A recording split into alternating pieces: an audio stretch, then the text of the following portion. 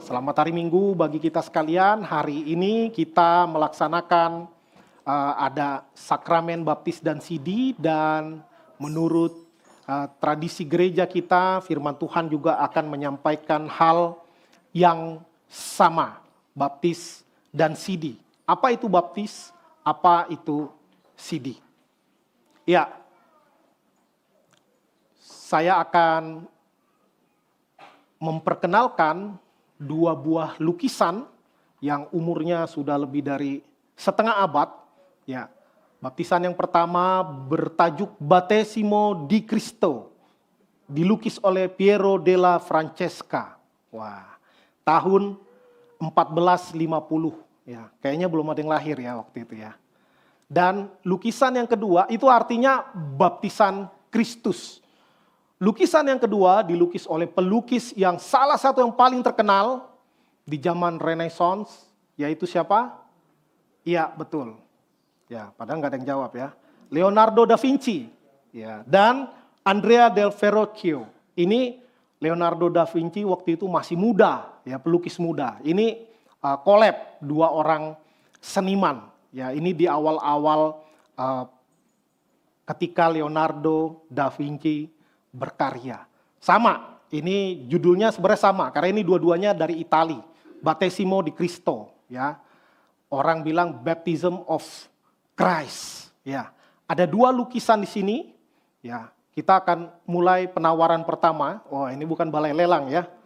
Ya, ini dua lukisan yang terkenal ya, untuk kita ketahui bagaimana Yohanes Pembaptis membaptiskan Yesus Kristus, ya. Nanti dari gambar ini kita bisa sedikit dapat gambaran bagaimana pembaptisan Kristus. Nah, yang pasti bahwa baptisan itu adalah perintah Yesus secara langsung.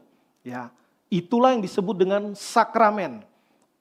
Jadi enggak semua yang diperintahkan Yesus menjadi sakramen, tetapi hal yang sangat simbolis, yang sangat monumental, itu disebut sakramen. Ada dua sakramen di dalam gereja Kristen, yaitu baptisan kudus dan perjamuan kudus. Untuk mengikuti perjamuan kudus, harus dulu mengikuti baptisan kudus. Supaya apa? Supaya dia mengerti bahwa perjamuan kudus itu bukanlah satu ritual yang boleh diikuti tanpa pengertian. Ya. Di dalam Matius 28 ayat 19-20 kita hafal semua sejak sekolah minggu. Ya, ada 3 kata yang penting di sini. Jadikanlah, kemudian baptislah, dan ajarlah. Ketiga-tiganya ini jangan dipisah-pisahkan. Ya. Bagaimana seseorang mau dibaptis, baptis ini tanda masuk menjadi orang percaya atau menjadi orang Kristen. Itu tandanya. Dan itu bagian dari memuridkan, menjadikan murid. Ya, karena itu jangan hanya mengejar jumlah baptisan lalu selesai, bersukacita, karena tidak berhenti di situ. Nah, ini juga yang mesti dimengerti dan disadari sepenuhnya oleh anak-anak yang dibaptis maupun oleh orang tua yang membawa anaknya untuk dibaptis. Dan tentu ajarlah. Nah, ini ajarlah ini enggak selesai-selesai, ya. Terus menerus ya, melakukan segala sesuatu yang telah diperintahkan oleh Kristus kepada murid-muridnya maupun kepada gereja Tuhan di sepanjang masa. Ya. Jadi hari ini kita ada baptislah, ya, ada baptisan dan ada sidi. Ya, sidi juga nanti itu bagian dari ajarlah. Ya, maka gereja Tuhan dengan setia melakukan sakramen baptisan sejak awal di zaman Perjanjian Baru sampai sekarang, dan tentu seharusnya sampai selama-lamanya. Ya, kemudian ada satu pertanyaan menarik. Ya, apakah baptisan menyelamatkan? Dengan kata lain, apakah baptisan adalah syarat dari keselamatan? Tentu gereja kita meyakini tidak demikian, karena ya baru minggu lalu kita mengingat reformasi gereja. Ya, hanya melalui iman, hanya melalui anugerah, hanya melalui kitab suci, hanya melalui Kristus, solus Kristus. Maka baptisan bukan syarat keselamatan. Tapi jangan berhenti di situ. Karena kalau berhenti di situ, kalau gitu nggak usah dibaptis, ngapain? Yang penting beriman. Ya, jangan salah juga. Firman Tuhan juga mengatakan, barang siapa percaya atau orang yang sudah bertobat, berilah dirimu dibaptis. Ya, jadi kalau sudah percaya, sudah bisa, jangan menghindari atau menunda-nunda baptisan. Walaupun baptisan itu bukan syarat keselamatan. Ya, Efesus 2 ayat 8 menyatakan dengan tegas bahwa kita diselamatkan oleh kasih karunia Allah melalui iman. Dan begitu kita percaya, kita dimeteraikan oleh Roh Kudus. Ya, kalau pakai meterai itu sah, mengandung kekuatan hukum. Ya, kalau Roh Kudus yang memeteraikan, waduh, dunia akhirat ini sah. Ya, jadi tidak perlu diragukan kesahihannya. Sekali lagi, baptisan tidak menjadi syarat keselamatan, tetapi orang yang sudah percaya, sudah mengerti, hendaklah memberi diri dibaptis. Berikutnya, ya, metode baptisan. Ya, ini sering menjadi keributan yang tidak perlu, ya, di gereja. Caranya bagaimana sih? Ya, diselam atau dipercik? Kalau diselamnya bagaimana? Jongkok kah? Terlentangkan kah? Ditengkurapkan kah? Diselamkannya berapa detik? Ya, beda diselam dengan tenggelam. Ya, diselam berapa detik? Metode banyak. Dipercik, dituang juga macam-macam. Dicepret kah? Diteteskan kah? Atau dituang pakai wadah kah? Nah, akhirnya banyak orang yang ribut dengan caranya, tapi tidak meributkan esensinya. Sebenarnya esensinya yang penting, bukan caranya. Tetapi tentu sebagai gereja, kita punya cara kita. Kita punya cara kita sebagai identitas kita sebagai gereja Tuhan. Tentu ada perdebatan di sini. Ada perdebatan, terutama antara metode selam atau metode percik atau dituang. Jadi Markus 1 ayat 9 dan 10 hanya ada satu frase yang sebenarnya debatable. Ya, yang tidak jelas sekali metodenya. Hanya dibilang Yesus keluar dari air. Tentu yang senang baptisan selam bilang keluar artinya dia diselam. Ya, enggak juga. Kalau airnya dalamnya selutut gimana? Ya, kalau dalamnya semata kaki bagaimana? Enggak mungkin ditenggelamkan atau diselamkan. Tetapi memang juga tidak bilang dipercikan, tidak disebutkan. Hanya frasenya keluar dari air. Karena itu sebenarnya kedua cara ini bisa-bisa saja. Ya, bisa-bisa saja untuk diyakini. Nah, ini keluar dari air. Kata keluar dari air itu pakai kata apo. Artinya ya keluar dari. Bukan kecuali pakai kata ek. Kata ek itu keluar dari dalam. Ya, keluar dari dalamnya. Tetapi ini pakai kata apo. Hanya keluar dari air.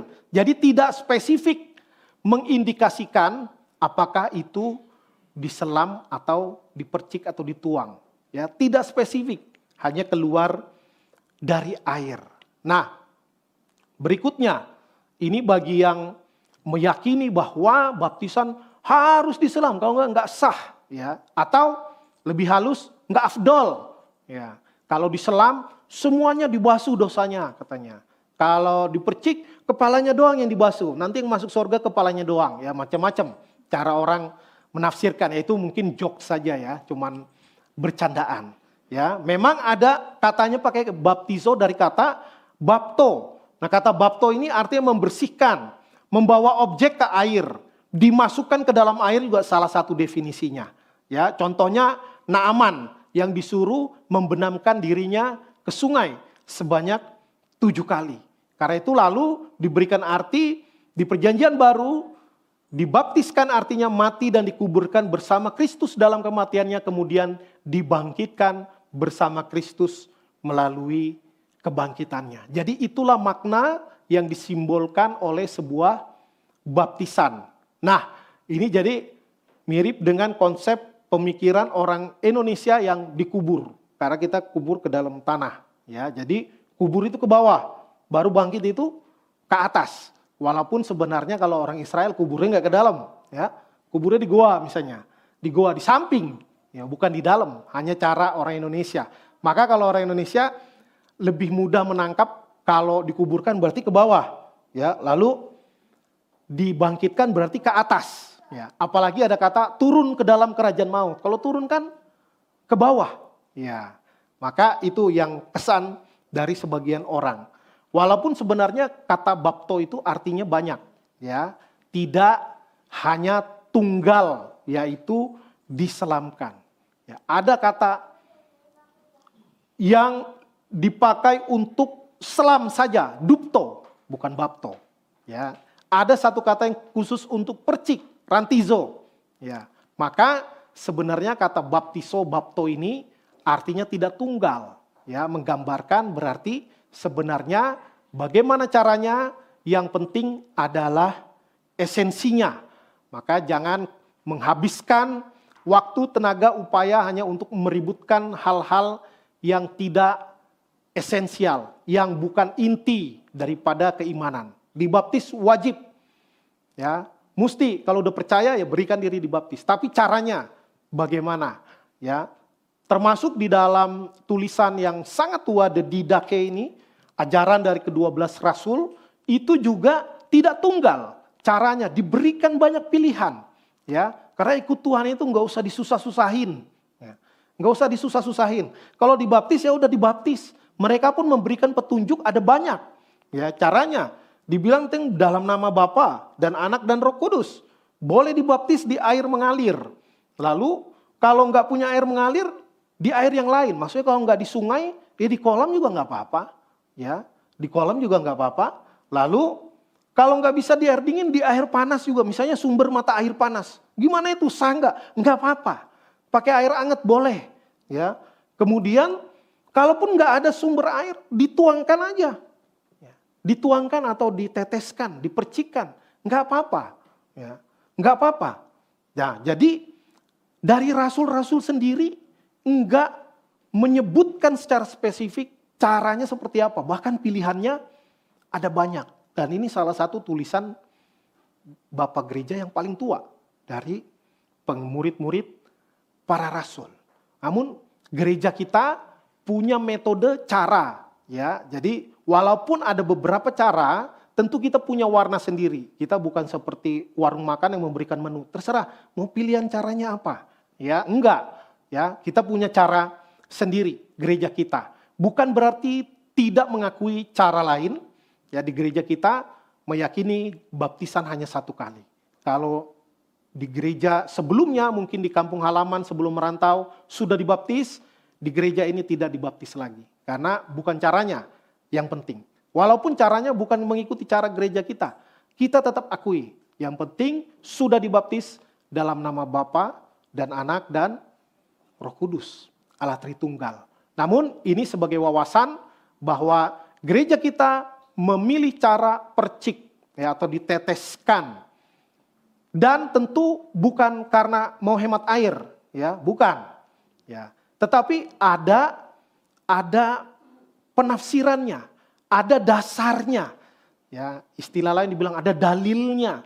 Dalilnya kenapa kita melayangkan baptisan secara percik atau diteteskan atau dituangkan sedikit. Ya. Di Matius 3:16 dikatakan sesudah dibaptis Yesus segera keluar dari air dan pada waktu itu juga langit terbuka dan ia melihat Roh Allah seperti burung merpati turun. Ya, jadi ketika Allah itu turun, ya katanya pakai kata turun dari atas ke bawah, ya. Kemudian apalagi di Yoel 2:28 dikatakan aku akan mencurahkan, kalau curah itu dari atas ke bawah, ya. Kemudian air yang dicurahkan Yohanes Pembaptis mengadekankan dengan tepat Roh Kudus turun dan dicurahkan dari atas ke bawah. Ketimbang katakanlah air yang dibawa lalu orang yang ditekan atau orangnya ditumbangkan. Ya. Seperti penguburan orang Indonesia gitu ya. Orang meninggal kan bukan ditumbangkan, emang dia udah tumbang duluan. Ya. Jadi seperti itu. Kita pakai kata curah dan turun. Kemudian, mengapa saya katakan baptisan dengan cara percik atau tuang lebih mungkin terjadi? Ya, tadi Yohanes 1 ayat 26 dikatakan membaptis dengan air, bukan membaptiskan dia di dalam air. Ya, hanya bilang dengan air. Ya, walaupun tidak juga menyebutkan dipercik, nggak disebutkan. Hanya kata dengan air, bukan dalam air. Lalu coba kita analisa secara logika.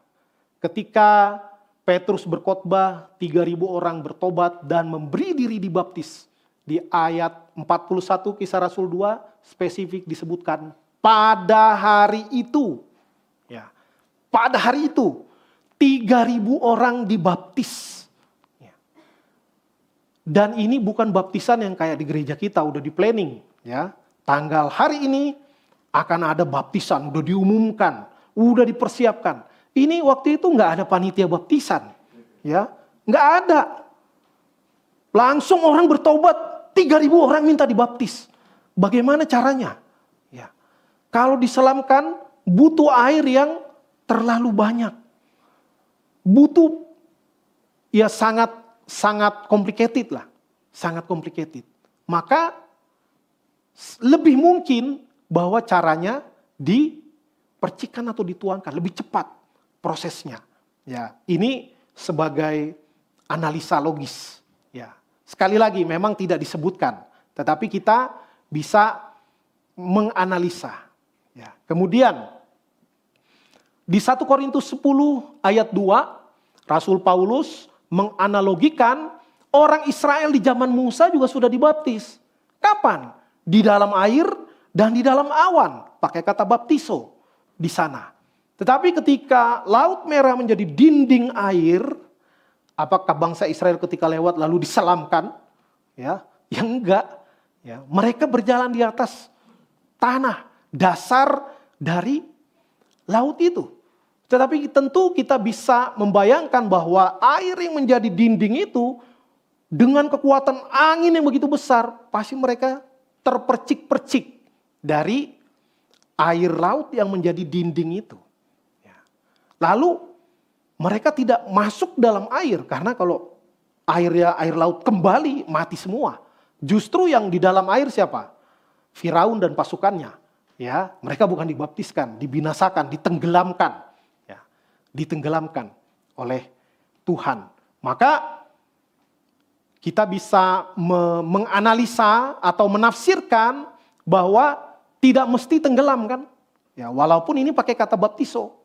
Ya, tetapi mereka hanya kena percikan air saja, ya, bukan diselamkan. Dan yang terakhir, argumentasinya bahwa ikon-ikon kuno itu mayoritas mengindikasikan Yesus dibaptis dengan cara dipercik atau dituang. Tadi gambar-gambar yang tadi, dari awal itu semua lukisan-lukisan, ikon-ikon, relief-relief dari zaman dulu punya, ribuan tahun, ratusan tahun. Dan semua yang tadi saya paparkan itu gambarannya itu tidak ada yang Yesus diselamkan. Kalau enggak kelihatan mukanya. Ya, enggak kelihatan mukanya kan. Lihat semua gambarnya dari awal tadi. Memang Yesus berdiri di air, tetapi dangkal. Lalu ada Roh Kudus dan Yohanes Pembaptis menuangkan. Rasa-rasanya seorang yang mengatakan Yohanes Pembaptis berbicara tentang Yesus, dia mengatakan apa? Membuka tali kasutnya pun aku tidak layak. Ya, apalagi neken kepalanya begini. Ya, saya nggak yakin tuh Yohanes Pembaptis berani. Ya, walaupun Yesus rendah hati. Ya, atau diterbalikan begini. Enggak ya, nggak yakin saya. Walaupun sekali lagi tidak disebutkan dengan cara percik, tidak. Tetapi gambar-gambar, lukisan, relief, apapun itu hasil kesenian di awal-awal zaman Rasul, waktu itu seni belum terlalu tinggi ya. Kalau sekarang nggak usah ribut, pasang CCTV, upload, udah 100 tahun lagi dilihat gampang. Ya, caranya gimana? Ada rekamannya. Kalau dulu kan nggak ada. Paling seninya dulu yaitu kalau nggak relief, kalau nggak lukisan. Tapi lukisan pun belum terlalu berkembang. Kecuali setelah zaman Renaissance baru banyak sekali lukisan, patung, dan lain sebagainya. Ya, hampir semua menggambarkan tentang Yesus yang tidak ditenggelamkan atau tidak diselamkan. Nah, yang menjadi pertanyaan menarik berikutnya adalah mengapa anak kecil dibaptis? Memangnya sudah mengerti, ya? Udah mengerti belum? Belum. Nah, emang yang bilang udah mengerti siapa? Enggak ada. Ya, termasuk gereja kita melaksanakan baptisan anak. Anaknya belum ngerti? Belum. Kita juga tahu anaknya belum ngerti. Lalu kenapa dibaptis? Ya, tentu ada alasannya. Ya, tentu ada alasannya. Anak-anak dari orang percaya harus dibaptiskan karena mereka terhisap ke dalam umat yang menerima anugerah Allah. Ketika Tuhan berjanji kepada Abraham, Tuhan katakan, aku mengadakan perjanjian antara aku dan engkau, serta keturunanmu turun-temurun. Ya, semua sampai turun-temurun. Lalu Tuhan mengatakan, tandanya di perjanjian lama adalah dengan sunat. Dan Tuhan sebutkan spesifik, anak laki-laki disunat pada hari ke-8. Ya, kira-kira dia udah ngerti belum? Ya, pasti nggak ngerti. 8 hari, ngerti apa? Nggak ngerti. 8 tahun aja belum terlalu ngerti. Apalagi 8 hari. Jadi itu hanya tanda. Tanda Tuhan mengikat perjanjian kepada Abraham. Dan di perjanjian baru juga dikatakan di Kisah Rasul 2:39, bagimulah janji itu dan bagi anak-anakmu. Ya, dan bagi anak-anakmu. Jadi memang di Kisah Rasul itu baptisannya boleh dikatakan mayoritas baptisan dewasa. Karena yang dibaptis orang-orang yang belum Kristen menjadi Kristen. Maka yang menjadi pertanyaan, bagaimana di dalam keluarga orang tua yang sudah Kristen? Bagaimana? Ya, bagaimana? Anaknya apakah tidak usah dibaptis saja? Terserah dia nanti udah besar, dia mau dibaptis, mau enggak. Maka gereja memikirkan bentuk tanggung jawab orang tua kepada anak untuk mengajar. Maka ketika orang tua membawa anak kepada Tuhan, dia mengikat perjanjian dengan Tuhan dengan pengertian bahwa orang tua akan mendidik anaknya sampai anaknya pada satu titik ketika dia remaja menjelang dewasa, dia mengerti dengan lebih baik. Nah, berikutnya, ya, kalau tanda untuk masuk menjadi bangsa Israel adalah disunat.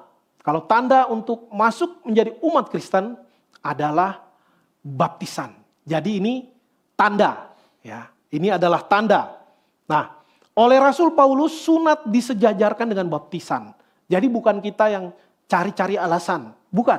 Tapi memang di kitab suci sudah dicatat bahwa Rasul Paulus mensejajarkan baptisan itu dengan perjanjian Tuhan kepada Abraham atau dengan sunat, ya, itu menjadi tanda.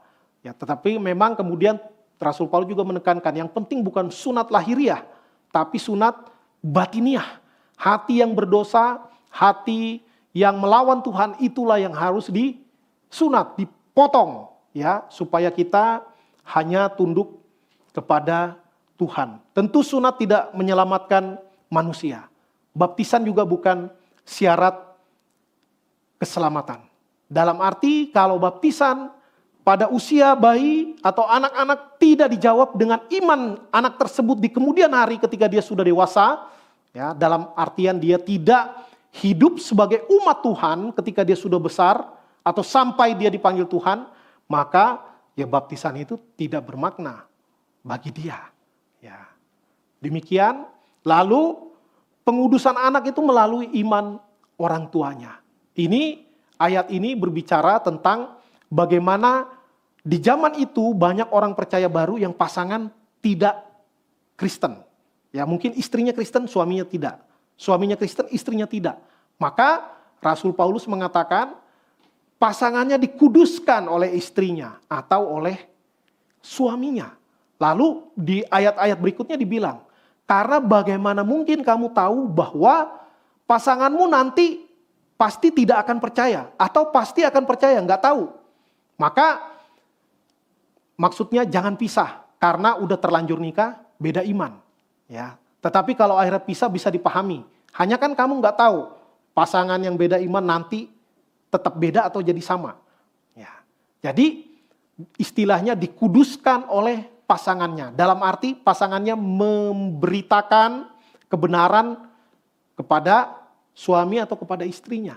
Dan dengan demikian juga orang tua mengajarkan anaknya. Membawa kepada Tuhan, orang tua mendidik anak-anaknya. Walaupun entah bagaimana anaknya nanti ke depan. Nggak ada yang tahu. Ya. Nah, coba saya mau kasih contoh satu aja.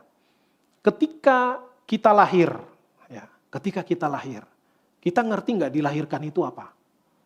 Ngerti nggak kita itu dulunya janin? Ya, bahkan mulai dari sel yang bertemu, berkembang, umur 4 minggu ada ininya, ada itunya, kita nggak ngerti apa-apa. Ya, bahkan kita tahu tanggal lahirnya dikasih tahu sama orang tua kita. Saya belum lihat bayi lahir nengok kalender gini ya, untuk memastikan kapan tempat tanggal lahir. Ya, nggak tahu, dia nggak ngerti kelahiran itu apa aja nggak tahu. Bahkan ada orang yang udah hidup sampai berpuluh-puluh tahun, sampai setengah abad, ada yang masih bertanya, untuk apa aku dilahirkan? Masih nanya dia. Harusnya waktu baru lahir nanyanya, iya kan? Jadi nggak semua itu harus dimengerti dulu. Banyak yang terjadi dulu, mengertinya kemudian. Ya. Lalu begitu lahir, dapat akte lahir. Kita nggak pernah menunjukkan waktu anak saya lahir, saya nggak tunjukkan kepada anak saya. Ini akte lahirmu. Ya, nggak ngerti juga dia untuk apa ditunjukin. Ya. Bahkan ada teman saya, akte lahirnya juga baru diurus pas mau nikah. Ya. Kan bingung. Masa baru lahir langsung nikah? Enggak, ya. Karena dulu kan enggak ketat seperti sekarang. Sekarang mau masuk TK aja minta, akte lahir mana? Kalau enggak bisa masuk. Ya. Dan kita urus semuanya orang tua untuk keperluan anak sekolah. Dan anak itu enggak ngerti apa-apa. Sampai pada waktunya dia ngerti. Bahkan sekarang lebih canggih lagi kan. Langsung dapat kartu identitas anak. KIA. Anaknya emang enggak ngerti. Untuk apa juga enggak ngerti. Saya KIA anak, saya nggak kasih ke anak. Nanti hilang. Ya, nggak ngerti dia untuk apa. Tapi nggak apa-apa, yang penting udah ada. Sebagai identitas. Walaupun pengertiannya belum ada sama sekali. Anak yang kecil, yang besar udah mulai ngerti. Tapi toh saya nggak kasih KIA-nya. Ya. Nah, begitu juga. Jadi orang tua nanti bertanggung jawab ketika anak-anak semakin mengerti dijelaskan. Kamu begitu lahir ada surat, keterangan lahir. Akte lahir, dibuatkan kartu identitas anak. Ya, pada waktunya nanti ini berguna karena nomor identitas, nomor induk kependudukan tidak berganti dari sejak kecil. Beda sama zaman dulu, ya. Sekarang udah lebih canggih. Nah, itu nggak berganti. Pada waktunya anak itu akan mengerti. Begitu juga baptisan. Lo terus mengertinya kapan? Ya ngertinya sekarang ini. Nih ada anak-anak yang besar ini, sebagian mau disidi. Ada yang mau baptis dan sidi dewasa. Ya, sekarang mereka mengerti. Sebelum disidi ada kelas, ya. Ada kelas untuk mereka supaya mereka tahu mereka lagi ngapain, mereka mau apa. Jadi baptisan anak itu hanya tanda keterikatan pada janji Allah. Kekuatannya bukan pada pengertian orang, tetapi pada anugerah Allah. Ya, sama seperti tadi sunat, anak-anak nggak ngerti. Lalu sidi, ya. Ini Sidi GRI, tapi rambutnya nggak mirip sama peserta hari ini ya. Ini kayaknya acara Sidi GRI 10 tahun lagi di Melbourne kayaknya ya. Banyak yang coklat-coklat rambutnya. Nah, lalu Sidi itu apa? Sidi itu adalah cara gereja bagaimana mengajarkan dengan lebih intens dengan anak-anak itu sudah mengerti. Baik mereka sudah dibaptis ketika kecil ataupun belum dibaptis ketika masih kecil. Roma pasal 10 ayat 9-10 mengatakan demikian. Sebab jika kamu mengaku dengan mulutmu bahwa Yesus adalah Tuhan dan percaya dalam hatimu bahwa Allah telah membangkitkan dia dari antara orang mati, maka kamu akan diselamatkan. Karena dengan hati orang percaya dan dibenarkan, dan dengan mulut orang mengaku dan diselamatkan. Jadi percaya dengan hati, tapi juga mengaku dengan mulut. Ya, artinya apa? Memang percaya yang penting. Kalau orang mengaku-ngaku padahal nggak percaya, ya nggak sah juga. Tetapi kepercayaan kita tidak mungkin terus kita sembunyikan, harus kita ucapkan. Makanya ada pengakuan iman rasuli. di gereja. Dan semua peserta CD dan baptis dewasa semua sudah hafal. Ya, walaupun hafal tetap semua karena anugerah. Kelihatan dari mereka ikut kelas katekisasi, mereka ikut ujian. Ujian gak ada yang dapat 100. Ya, karena keselamatan itu adalah kasih karunia. Ya. Walaupun 100 bukan karena 100 dia sekarang di sini, bukan. Apalagi soal ngerjakan tugas. Wah, senyum-senyum mereka. Iya kan? Nah, kalau keselamatan karena prestasi, selesai kita semua. Ya, nggak ada yang sampai ke sorga. Tetapi keselamatan anak adalah anugerah. Walaupun di dalam perjalanan tetap ditagih ya. Wih, tugasnya mana? Belum kumpul. Ya, belum kumpul tugas. Dikasih kesempatan lagi, dikasih kesempatan lagi. Ya. Walaupun mungkin pengajar-pengajar, hamba Tuhan dan penatua lebih senang kalau begitu kasih tugas cepat dikumpulnya pada waktunya. Jangan delay kayak naik pesawat, ya. Delay terus. Nah, keselamatan adalah anugerah. Dan kalau kita memikirkan bagaimana perasaan pengajar kepada anak-anak didik yang tidak sempurna, ya. Tentu ada rasa tidak nyaman, mungkin gregetan. Bagaimana sih nih? Ya. Coba kita bayangkan bagaimana perasaan Tuhan melihat kelakuan kita. Ya kan? Aduh, dengar khotbah tiap minggu atau bahkan lebih parah, khotbah tiap minggu katanya. Tapi perkembangan tidak menggembirakan Tuhan. Ya. Maka kita sadar memang keselamatan itu kalau bukan karena anugerah nggak ada yang sampai. Ya. Tetapi jangan jadikan itu sebagai dasar untuk kita tidak berusaha. Ya, kita harus berusaha dengan keras. Maka para peserta baptisidi untuk orang tua yang bawa anaknya ingat bahwa baptisan tidak berhenti di situ. Ada tugas kita bawa anak ke gereja, mendidik anak secara pribadi sampai mereka pada tataran tertentu mereka ikut kelas katekisasi dan disidi. Bagi yang sudah besar, baptisidi yang sudah besar, ingat bahwa ini bukanlah akhir dari perjalanan pembelajaran kalian tentang iman Kristen. Ini justru adalah titik awal ketika kalian nanti di hadapan Tuhan dan di hadapan jemaat, udah lihat nih, udah ngerti sendiri dia. Udah ngerti, udah paham apa yang dia percaya. Dan pemahaman kita sebenarnya sangat sempit. Masih terus perlu ditambahkan, ya. Tetapi setidaknya kalian sudah ada tahap dasar sudah diajarkan. Dan tentu melakukan yang paling penting. Ya. Melakukan. Nanti di pintu surga nggak ditanya, mana sertifikat CD, baptis. Nggak ada. Apalagi bilang, oh dari GRI, wah masuk. Ya, enggak juga, nggak ditanya. Ya, nggak ditanya. Tapi apa yang kita lakukan selama di dunia, itu yang akan terdisplay. Ya, yang akan ditunjukkan. Apakah baptisan itu lalu kita hidupi enggak? Ya, ketika kita mengaku percaya, kita mengerjakan apa yang kita akui enggak? Nah, itu yang terus menjadi PR seumur hidup. Ya, jadi jangan berhenti hanya kepada pengertian, hanya kepada ujian, hafal ini, hafal itu, ya. Tapi harus diwujud nyatakan di dalam perbuatan, di dalam keseharian. Nanti orang tua jemaat melihat, wah anak itu setelah dibaptisidi tambah baik enggak? Ya, tambah nurut enggak sama orang tua? Semakin dewasa enggak? Semakin enggak gampang ngambek enggak? Ya. Semakin mendengarkan nasihat orang tua enggak? Atau semakin pandai membantah? Udah tahu saya udah sidi kok. Ya. Apalagi ujian 90. Wah, nilai amin. Ya. Enggak, tapi tindakan yang penting. Harus semakin dewasa. Semakin bijaksana, semakin saleh supaya orang melihat. Itu yang menjadi pembuktiannya nanti. Ya. Itu yang menjadi pembuktiannya. Apakah kalian membanggakan atau justru bikin malu? Ya, baik kepada diri sendiri, kepada orang tua, termasuk kepada gereja. Ya, jangan sampai nanti orang bilang, waduh jemaat GRI. Ya, jangan sampai. Ya, jadi kalian bertanggung jawab. Jadi tidak lagi dengan dari orang tua, tetapi kalian yang baptis hidi, yang dewasa, yang udah besar, itu sendiri. Ya, mengaku percaya sendiri dan juga menjadi pelaku firman yang giat.